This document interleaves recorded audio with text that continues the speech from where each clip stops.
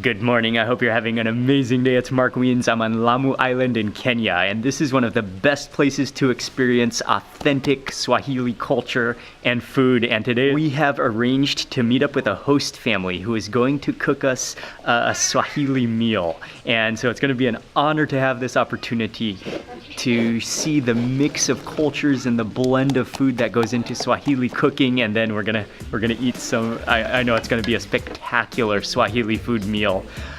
So we are getting ready to head into the village, and we're gonna cook and eat, and I can't wait to share it all with you in this video right now.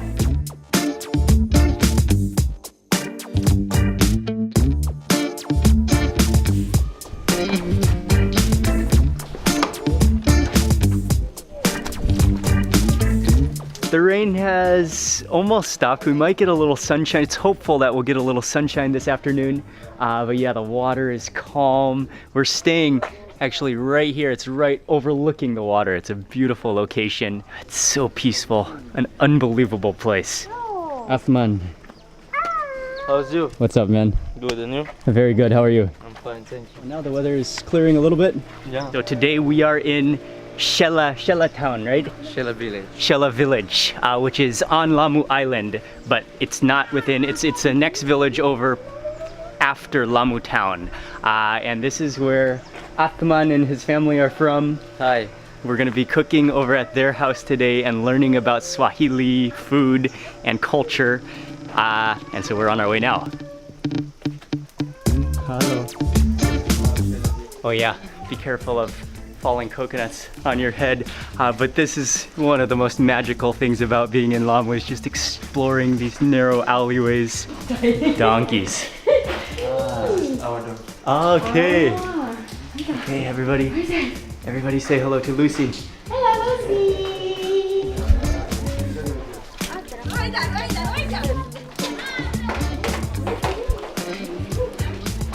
Oh, those are your donkeys too? Cool. And we are entering the house right here. Oh, this is great. Hello. Asante. Micah. Very cool. Hello. Nice to meet you. Thank you very much for having us. How are you? Hello. Mega, say hello. We're at Yusuf's and Athman's home now. It's on the top floor here. It's a beautiful home. They've kindly welcomed us into their house. This is where we're gonna cook some authentic Swahili food. It's a cuisine that I've really loved most of my entire life, but this is gonna be the real thing. We're gonna have a chance to watch her as she prepares the dishes. I'm not even sure exactly what we're gonna eat, but yeah, you can be guaranteed it is going to be delicious. And Micah already has a friend. No, this is the powder. Salt, Flour. Okay, flour. Yeah. And the Salt. salt, that's water now you mix with the flour. And Here you call samosa, or is sambusa different? sambusa. Sambusa is the same. Sambusa. The first thing that she's getting started making are sambusas, which are the same as samosas. They are little triangles of dough filled with, it's gonna be beef this time, and so she's first just kneading the dough, getting that prepared, getting the wrapper prepared. And then also she's gonna be making a prawns curry, and also another dish as well.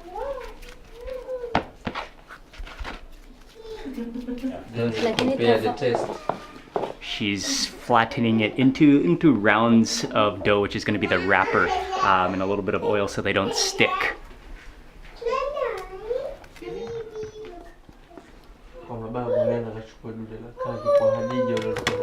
Really quickly, as she's rolling out that dough, I just want to briefly explain what Swahili cuisine, what Swahili food is.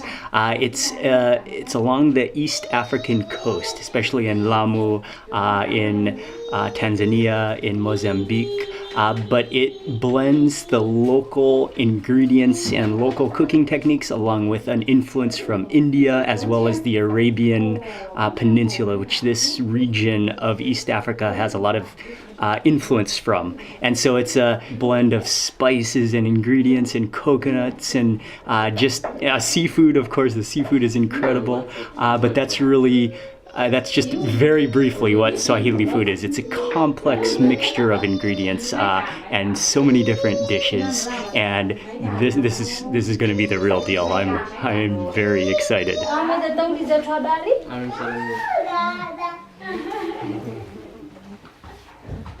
for this one. Ah. So that it has layers. Ah, okay, now I understand better. She rolled out some of those rounds of dough and then stacked them and then re-rolled them out so that it's going to be like layers. Ah, so yeah, now I understand more. Going to burn this. Wait here, okay.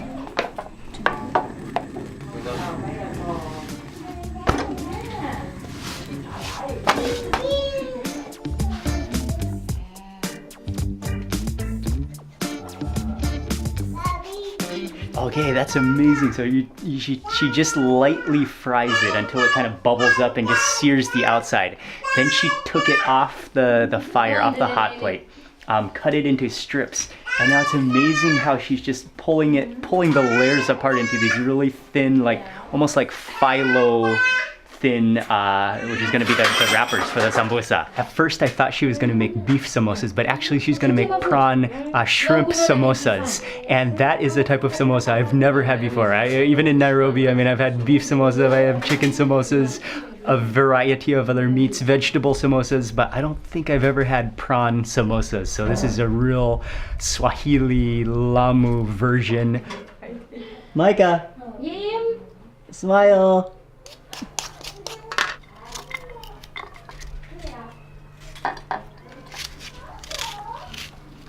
Also in the sambusas, she just chopped up some carrots, some bell pepper, and some red onions, which she skillfully chopped those up.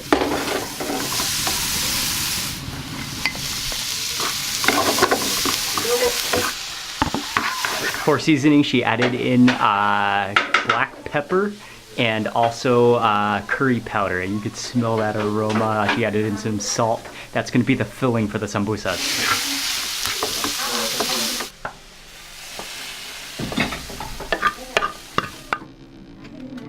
Now it's starting to roll. Okay.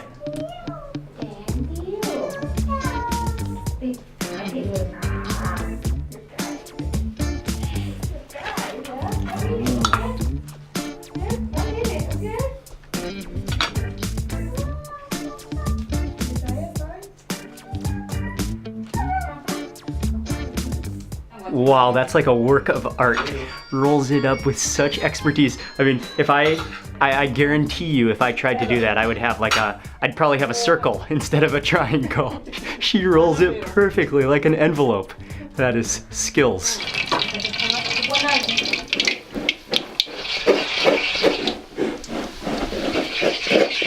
As the sambusas are frying, they're preparing for the coconut, the prawns curry, and they're scraping the coconut. They're going to use coconut milk. I don't know if you have ever tried scraping the coconut out of the shell using one of those scrapers, but actually they use it all over the world, especially in Asia. I've seen it in India and Thailand. They use the same exact method, but it's a lot harder than it looks. I usually end up with like a mushy pile of coconut and most of it left in the shell, but she's just scraping that out. That's going to be for the coconut milk for the curry. Smelling it. This is the way. Wow. Okay, cool. Like a fish trap. Cool, like a basket, right? Yeah. Like a basket. Yeah, for the coconut milk. He's going to use this basket, a local Lamu style. That's something I've never seen before.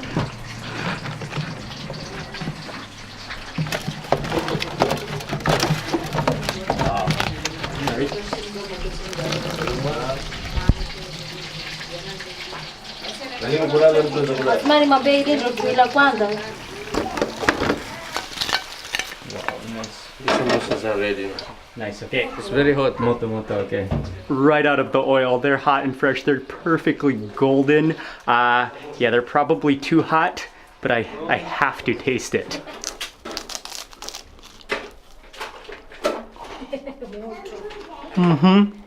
Molto mingu. What's incredible about this is that you can taste the sweetness of the carrots paired with the salty shrimp. That you can taste the curry powder in there. The black pepper comes in really nicely, and it's just all folded within that ultra crispy wrapper. But you can taste the thinness of it, and there are multiple layers of the sambusa wrapper as well.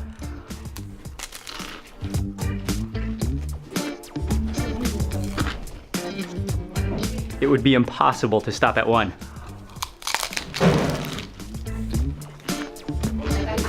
That's garlic. Garlic. So many. Turmeric. Curry powder? Yeah.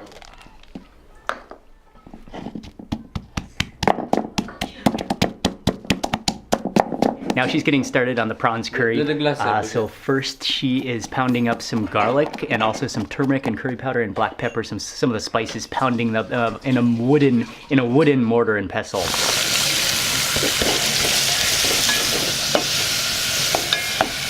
For the prawns curry, she first stir-fried some onions and carrots and caramelized them in some oil. Then she added in that pounded mixture, the garlic and the spices, the turmeric, the black pepper. Immediately as that hit the oil, that aroma just overwhelmed my nose. It's so good. And then she added in some tomato paste.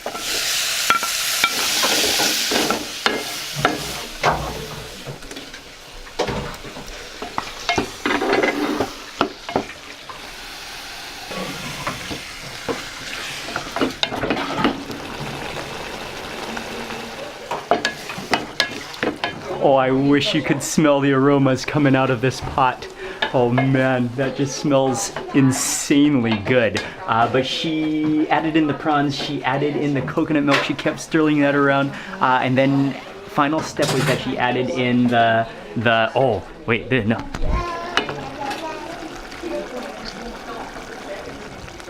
Oh, and you can smell that beautiful aroma, and it's coming together. That smells unbelievable.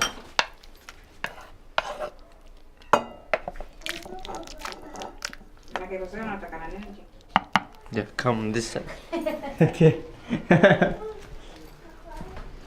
come with mom. So the prawns curry is ready, and we gotta sample it immediately. I'll just eat the local way with my fingers. Right, that's very hot. Oh, did I even get let me get that jumbo prawn on this bite with some of that curry.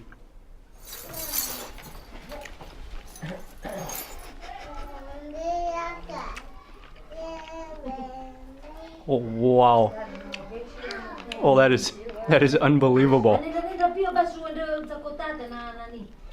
Yeah, the curries, Swahili curries, are some of the best. It's one of the best dishes in the world. That tastes so good. It has this incredible balance of richness and sweetness from the coconut milk, with the sourness of the lime. The sweetness, the sweetness could be coming from those carrots and those onions as well. The only possible thing that would make that prawn curry better is rice. And so, oh yeah, that was just a taste test. That plate was just a taste test before the rice. So now she's making the rice. First, she washed the rice, really rinsed it to get all that starch off. Next, it's gonna be made with coconut milk. So the dish is called wali wa nazi, which is coconut rice, which is very common on the Swahili coast. And that's gonna simmer away until it's fluffy rice with a rock on top to keep the cover. As the rice cooks, you can just smell the aroma of coconut milk throughout this entire kitchen. She's getting ready to make one more Swahili dish, calamari. I love spicy.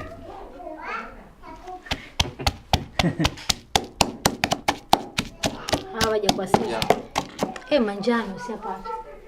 Turmeric? Yeah.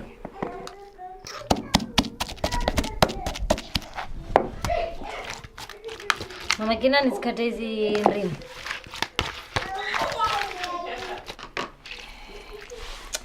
chanza sipiki mingi yake. And again, the Swahili touch, that lime. So she, after all that was mixed and coating, what she did was she squeezed on the lime and then stirred it all up, and that's getting ready to be fried.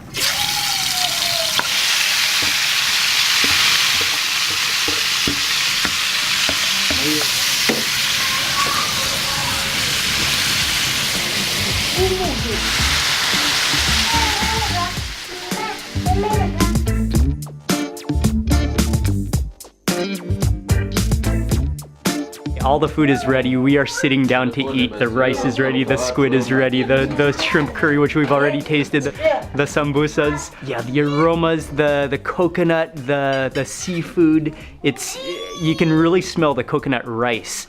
In Kiswahili, it's called wali wa nazi. Coconut rice. Okay. And then the prawns curry goes on. The calamari.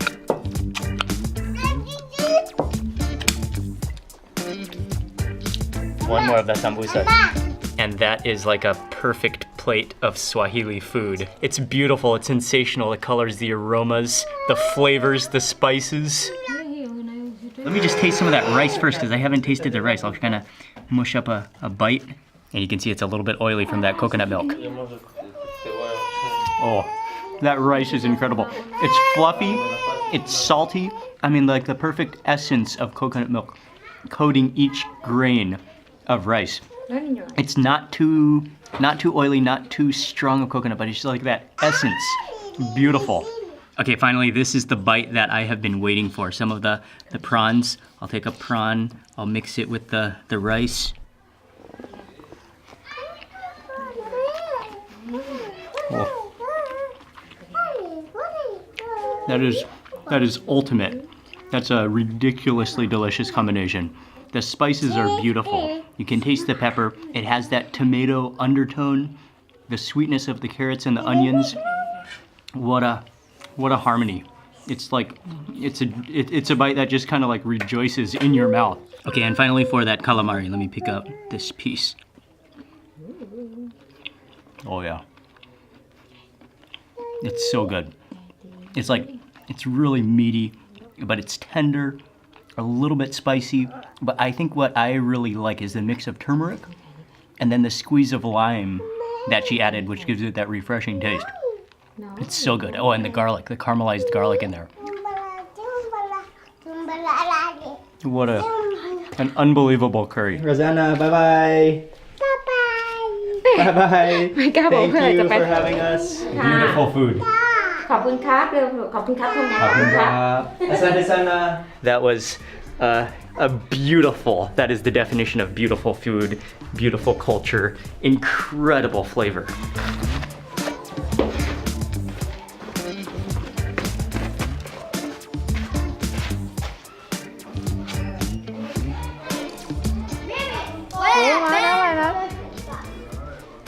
Oh, that's the egg fruit.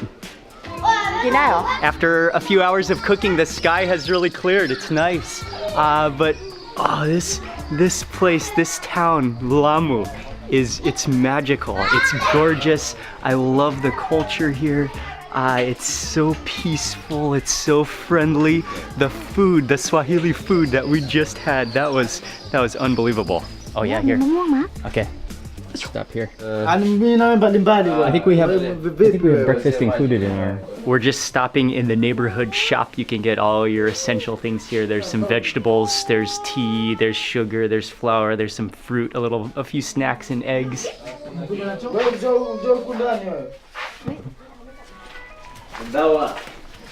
Hey guys. Zebra. Looks kind of like a zebra, but no stripes. You always share the lane with donkeys when you are in Lamu, and that only adds to the beauty of Lamu.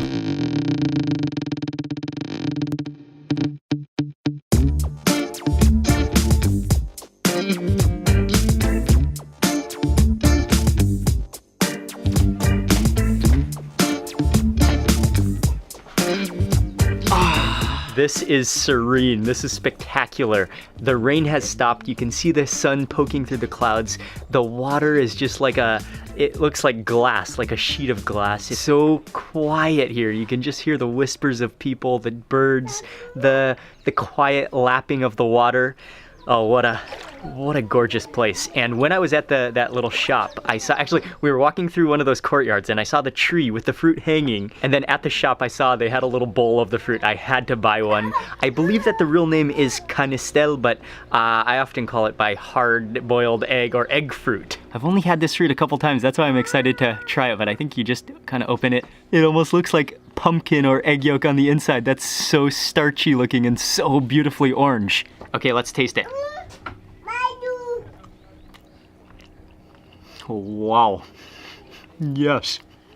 Oh, that's unique. It's almost like creamy, like the texture of peanut butter. It kind of sticks to the roof of your mouth. It's really sweet. It definitely is yolky. Oh, the creaminess and little kind of like watermelon seeds. So that's gonna be it for this video. It was truly memorable to have that Swahili food culture experience. I wanna say a huge thank you to Athman and then Yusuf and his wife and his family for inviting us to their home and graciously cooking for us. One thing is that Yusuf's wife, she didn't want to be filmed her face, so I only filmed her hands as you saw in the video, but she was amazing. She was really nice. Her cooking is incredible. Oh man, I'm still dreaming about that prawn curry. Okay, and on that bite, I'm gonna end this video. I wanna say a huge thank you to you for watching this video. Please remember to give it a thumbs up if you enjoyed it. Leave a comment below, I'd love to hear from you, and if you're not already subscribed. Whoa, that is kind of sticky. It kind of sticks to the roof of your mouth.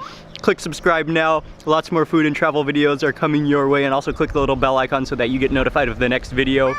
Goodbye from the beauty of Lamu in Kenya. Thanks for watching. See you on the next video.